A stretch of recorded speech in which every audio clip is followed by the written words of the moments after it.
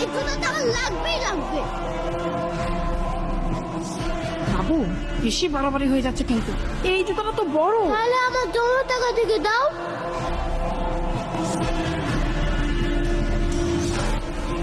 এই আস্তে,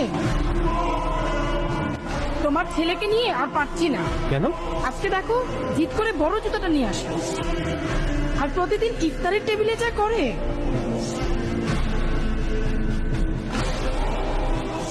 ঠিক আছে, আমি দেখছি।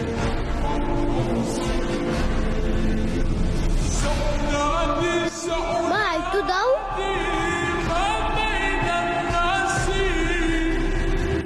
মা আমি আসছি।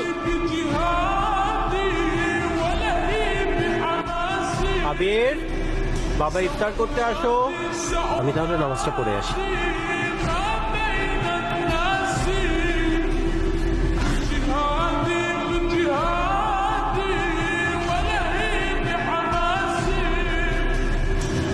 ভাইয়া এটা তোমার জন্য।